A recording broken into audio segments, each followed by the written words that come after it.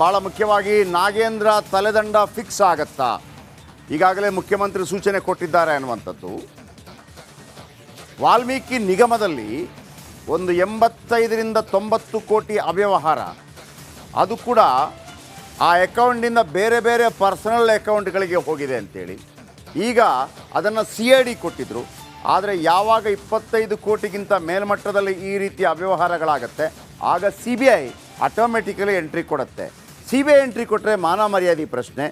ಈ ನಡುವೆ ನಮಗೆ ಕಾಡ್ತಾ ಇರುವಂಥ ಪ್ರಶ್ನೆ, ಇದನ್ನು ವೈಯಕ್ತಿಕವಾಗಿ ಬಳಸಿಕೊಳ್ಳೋದಕ್ಕೆ ನಾಗೇಂದ್ರ ಪ್ರಯತ್ನ ಪಟ್ರ, ನಾಗೇಂದ್ರ ಒಂದು ವೇಳೆ ವೈಯಕ್ತಿಕವಾಗಿ ಹಣವನ್ನು ಲಪಟಾಯಿಸುವಂಥ ಪ್ರಯತ್ನ ಮಾಡಿದ್ದಿದ್ರೆ ಈಗಾಗಲೇ ಮುಖ್ಯಮಂತ್ರಿ ಸುಮ್ಮನೆ ಇರ್ತಿರಲಿಲ್ಲ, DK ಶಿವಕುಮಾರ್ ಸುಮ್ಮನೆ ಇರ್ತಿರಲಿಲ್ಲ, ರಾಜ್ಯ ಕಾಂಗ್ರೆಸ್ ಸುಮ್ಮನೆ ಇರ್ತಾ ಇರಲಿಲ್ಲ. ಆದರೆ ಈ ದುಡ್ಡನ್ನು ಚುನಾವಣೆಗೆ ಬಳಸೋದಕ್ಕಾಗಿ ತಗೊಂಡ್ರ, ಹಾಗಾಗಿ ಸುಮ್ಮನಿದ್ದಾರಾ?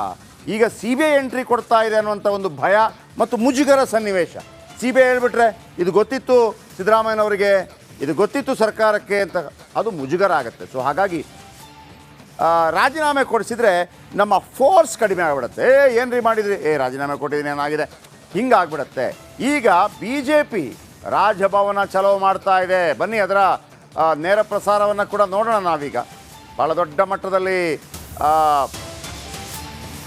ರಾಜಭವನ ಚಲೋ, ನಾಗೇಂದ್ರಗೆ 85 ಕೋಟಿ ಅಕ್ರಮದ ಉರುಳು. ನಾಗೇಂದ್ರ ಬಳ್ಳಾರಿ ಗ್ರಾಮಾಂತರ ಕ್ಷೇತ್ರದಲ್ಲಿ ಕಳೆದ ಬಾರಿ ಶ್ರೀರಾಮುಲು ಅವರನ್ನು ಸೋಲಿಸಿದರು. ಒಂದು ಕಾಲದಲ್ಲಿ ಶ್ರೀರಾಮುಲು, ಜನಾರ್ದನ್ ರೆಡ್ಡಿ ಎಲ್ಲರೂ ಕೂಡ ಗಳಸ್ಯ ಕಂಠಸ್ಯ ರಾಜಕಾರಣದಲ್ಲಿ ಬೇರೆ ಬೇರೆ ಆಗಿದ್ದಾರೆ. ಇದೀಗ ಸಚಿವ ಸ್ಥಾನದಿಂದ ವಜಾ ಮಾಡುವಂಥ ಕಿತ್ತಾಕುವಂತ ಕೇಳ್ಕೊತಾ ಇದ್ದಾರೆ. ಮುಖ್ಯಮಂತ್ರಿಗಳು ಕೂಡ ಒಂದು ರೀತಿಯಲ್ಲಿ ಮುಜುಗರದಲ್ಲಿ ಸಿಕ್ಕಿದ್ದಾರೆ. ನೋಡಿ, ಎಲ್ಲಿವರೆಗೆ ಹೋರಾಟ, ಗೆಲ್ಲೋವರೆಗೆ ಹೋರಾಟ, ಅದೊಂದು ಕಾಮನ್ ಡೈಲಾಗು. ಅಲ್ಲಿ ವಿಜೇಂದ್ರ ಇದ್ದಾರೆ, ಸುನಿಲ್ ಕುಮಾರ್ ಇದ್ದಾರೆ, BJP ಎಲ್ಲ ಪ್ರಮುಖ ನಾಯಕರು ಇದ್ದಾರೆ, ಕರವಾದಿ ನಾರಾಯಣ ಸ್ವಾಮಿ, ಆರ್ ಅಶೋಕ್ ಎಲ್ಲ ನಾಯಕರು,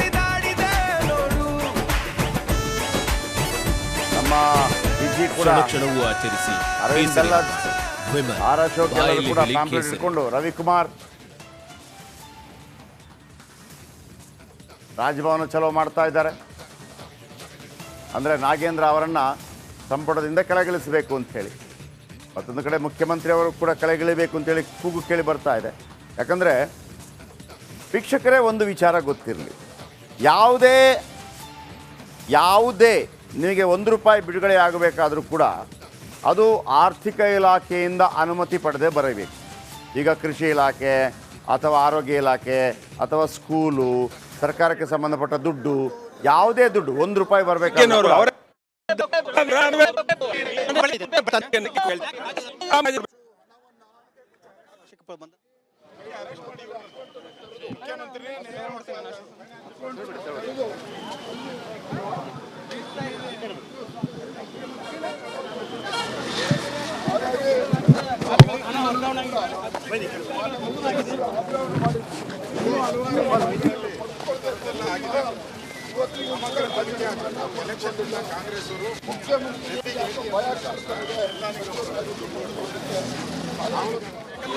ಇವತ್ತು ಹೈಕಮಾಂಡಿನಿಂದ ಹಿಡಿದು ಮುಖ್ಯಮಂತ್ರಿಯಿಂದ ಹಿಡಿದು ಎಲ್ಲರಿಗೂ ಕೂಡ ಈ ಹಣದ ದುರ್ಬಳಕೆಗಳಾಗಿದೆ.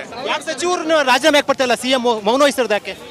ಸಹಜವಾಗಿ ಮುಖ್ಯಮಂತ್ರಿಗಳು ಇದರ ಪಾಲನ್ನ ತೆಗೆದುಕೊಂಡು ಹೋಗಿರೋದ್ರಿಂದ ಅವ್ರು ರಾಜೀನಾಮೆ ತೆಗೆದುಕೊಳ್ಳಿಕ್ಕೆ ಹಿಂದೆ ಮುಂದೆ ನೋಡ್ತಾ ಇದ್ದಾರೆ. ಅವ್ರಿಗೂ ಪಾಲವಾಗಿದೆ ಅಂತ 100%. ನಾಗೇಂದ್ರ ರಾಜೀನಾಮೆ ಕೊಟ್ಟರು ಕೂಡ ನಿಮ್ಮ ಹೋರಾಟ ಮುಂದುವರಿಯುತ್ತೆ. ಸಿದ್ದರಾಮಯ್ಯ ಇದರ ಕುರಿತಂತೆ ಈ ತನಿಖೆಯನ್ನು CBI ಕೊಡಬೇಕು, ಮುಕ್ತವಾಗಿ ತನಿಖೆ ಆಗಬೇಕು ಅಂತಂದ್ರೆ ಮುಖ್ಯಮಂತ್ರಿಗಳು ಕೂಡ ರಾಜೀನಾಮೆಯನ್ನು ಕೊಡಬೇಕು. ರಾಜೀನಾಮೆಗೆ ಆಗ್ರಹಿಸಿಕೊಂಡು ಮುಂದೆ ಹೋರಾಟ ಮುಂದುವರಿಸ್ತಾರೆ.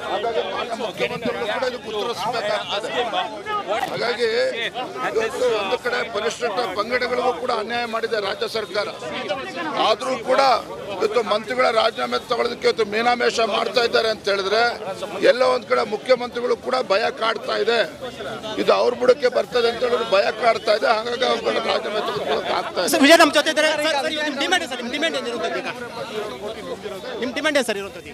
ನೋಡಿ, ಪರಿಶಿಷ್ಟ ಪಂಗಡಗಳ ಜನಗಳ ಅಭಿವೃದ್ಧಿಗೆ ಮೀಸಲಿಟ್ಟಿರ್ತಕ್ಕಂಥ ಹಣವನ್ನ 18 ಒಂದು ಅಕೌಂಟ್ಗಳನ್ನ ಓಪನ್ ಮಾಡಿ ಹೈದರಾಬಾದಲ್ಲಿ ಇವತ್ತು 100 ಕೋಟಿಗೂ ಹೆಚ್ಚು ಹಣವನ್ನು ಇವತ್ತು ಅಲ್ಲಿ ಅಕೌಂಟಿಗೆ ಟ್ರಾನ್ಸ್ಫರ್ ಮಾಡಿ ಇವತ್ತು ಲೋಕಸಭಾ ಚುನಾವಣೆ ಸಂದರ್ಭದಲ್ಲಿ ಹಣ ಎಲ್ಲೋ ಒಂದು ಕಡೆ ಉಪಯೋಗಿಸಿದ್ದಾರೆ ಅನ್ನುವ ಗುಮಾನಿನೂ ಕೂಡ ಕಾಡ್ತಾ ಇದೆ.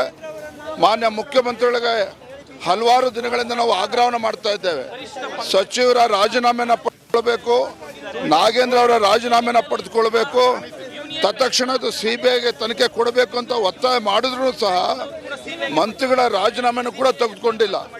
ಜೊತೆಲಿ ಆಲ್ರೆಡಿ FIR ರಿಜಿಸ್ಟರ್ ಮಾಡಿದ್ದಾರೆ. Based on union bank of India letter ಮೇಲೆ ರಿಜಿಸ್ಟರ್ ಮಾಡಿದ್ದಾರೆ.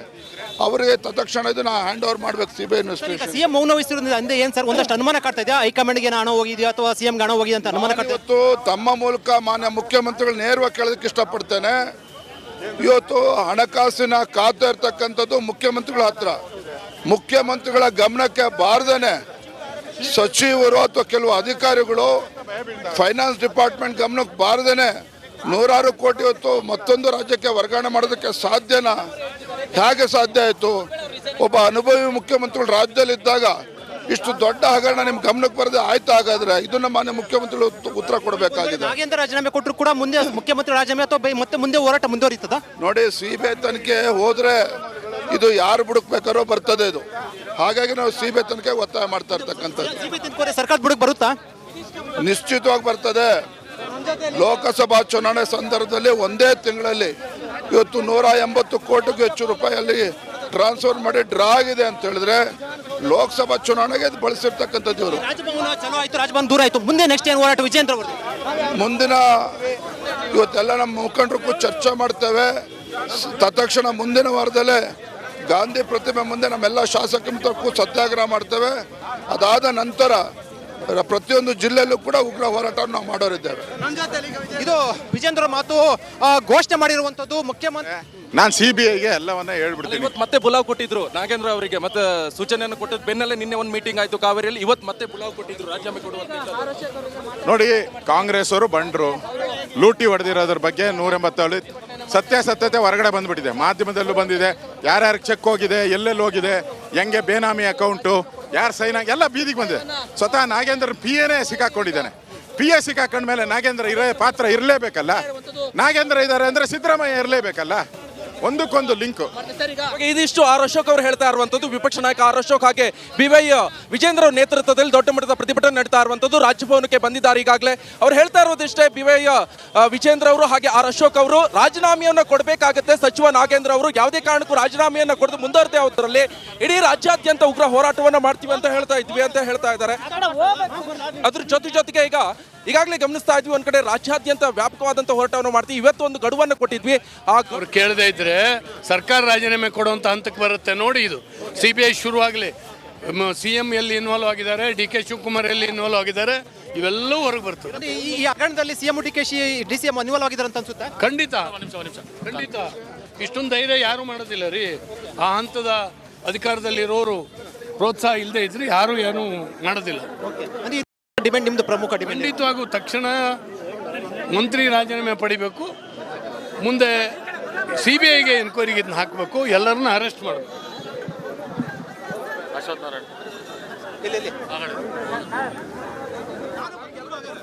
ನಿರಂತರವಾಗಿ ಅದ್ಭುತವಾದಂಥ ಇನ್ಪುಟ್ಸ್ಗಳನ್ನು ಫೀಲ್ಡಿಂದ ಕೊಡ್ತಾ ಇದ್ದಾರೆ ನಮ್ಮ ವಿಜಯ್ ಮತ್ತು ನಿಕೇಶ್. ಅಲ್ಲಿ ಒಂದು ಮಾತು ಗಮನಿಸಬೇಕು. ನಿಜ, ನಾನು ನಿಮಗೆ ಒಂದು ಮಾತನ್ನು ಹೇಳ್ತಾ ಇದ್ದೆ ಪದೇ ಪದೇ. ಇಲ್ಲಿ 2 ಆಪ್ಷನ್ ಇದೆ. ಒಂದು, ಮುಖ್ಯಮಂತ್ರಿಗಳ ಬುಡಕ್ಕಿದ್ದು ಬರುತ್ತಾ ಅಂತ. ಬರುವುದು ಬರದೇ ಇರೋದು 2 ಚಾನ್ಸ್ ಇದೆ. ಒಂದು ವೇಳೆ ಈ ದುಡ್ಡನ್ನು ಕೇವಲ ತಮ್ಮ ಲಾಭಕ್ಕಾಗಿ ನಾಗೇಂದ್ರ ಆ ಕಡೆ ಈ ಕಡೆ ಮಾಡಿದ್ರು ಅಂತಂದರೆ ನಾಗೇಂದ್ರ ಒಬ್ಬರದ್ದೇ ತಲೆದಂಡ ಆಗುತ್ತೆ. ಆದರೆ ಚುನಾವಣೆಗಾಗಿ ಈ ದುಡ್ಡು ತೆಗೆದರು ಅಂತಂದರೆ CM ಬುಡಕ್ಕೂ ಬರೋದರಲ್ಲಿ ಅನುಮಾನ ಇಲ್ಲ. ಯಾಕಂದರೆ ನೋಡಿ, ಚುನಾವಣೆ ಅಂತ ಹೇಳಿದಾಗ ನಾಗೇಂದ್ರ ಒಬ್ಬರೇ ಡಿಸೈಡ್ ಮಾಡೋಕ್ಕಾಗಲ್ಲ. ಯಾರಾದರೂ ಹೇಳಿರ್ತಾರಲ್ವಾ, ನೋಡಿ ಆ ದುಡ್ಡನ್ನು ಸ್ವಲ್ಪ ಅಡ್ಜಸ್ಟ್ ಮಾಡಿ ಅಂತ. ಸರ್ ಹಿಂಗೆ ಮಾಡಲಾ ಅಂತಂದಾಗ ಮಾಡಿ ಅಂದಿರ್ತಾರೆ. ಆಗ ದೊಡ್ಡ ರಾದ್ಧಾಂತ ಆಗುವಂಥ ಸಾಧ್ಯತೆ ಇದೆ. ಆದರೆ BJP ಇದನ್ನು ಎಲ್ಲಿ ತನಕ ತಗೊಂಡೋಗುತ್ತೆ ಗೊತ್ತಿಲ್ಲ. ಆದರೆ ಒಂದೇನು ಗೊತ್ತಾ, ಇಂಥ ವಾಲ್ಮೀಕಿ ನಿಗಮ, SC ST ಅದು ಯಾವುದಾದ್ರೂ ಜಾತಿಗೆ ಸಂಬಂಧಪಟ್ಟಂಥದ್ದು ಇದ್ದಾಗ ಆ ದುಡ್ಡು ಪೋಲಾದಾಗ ಪಕ್ಷಭೇದ ಮರೆತು ನಾಳೆ BJP ಅಧಿಕಾರದಲ್ಲಿದ್ದರೂ ಅಷ್ಟೇ, JDS ಅಧಿಕಾರದಲ್ಲಿದ್ದರೂ ಅಷ್ಟೇ, ನಿಮ್ಮ ಸಮುದಾಯದ ದುಡ್ಡನ್ನು ಇವರು ಮುಟ್ಟೋಕೋದಾಗ ನೀವಾಗಿ ಅಖಾಡಕ್ಕೆ ಇಳಿಬೇಕು. ಇಲ್ಲ ಅಂತಂದರೆ ನಿಮ್ಮ ಮೂತಿಗೆ ಮೊಸರು ಏನಂತಾರೆ ಅಂಟಿಸಿ ಅವರು ಲಾಭ ಪಡ್ಕೋತಾರೆ. ನೋಡಿ, ರಾಜಭವನದ ಮುಂಭಾಗದಲ್ಲಿ ನಡೀತಾ ಇರುವಂಥ ಪ್ರತಿಭಟನೆ. ಅಶೋಕ್ ಇದ್ದಾರೆ, ಅರಗಜ್ಞಾನೇಂದ್ರ ಇದ್ದಾರೆ, ತೆಲ್ಲದಿದ್ದಾರೆ, ಸುರೇಶ್ ಗೌಡ ಇದ್ದಾರೆ, ರಾಮಮೂರ್ತಿ, ಅಶ್ವಥ್ ನಾರಾಯಣ್, ಲೆಹರ್ ಸಿಂಗ್,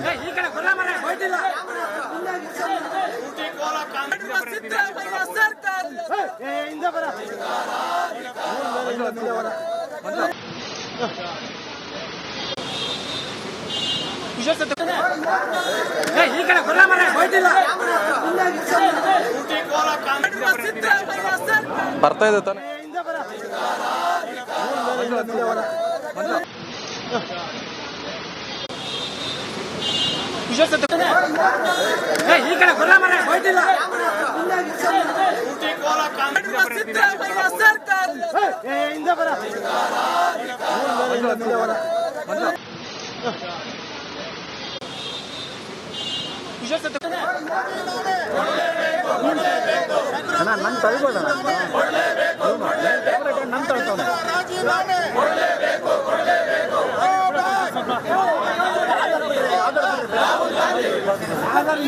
ಲೂಟಿ ಹೊಡೆದ ಕಾಂಗ್ರೆಸ್ ಸರ್ಕಾರಕ್ಕೆ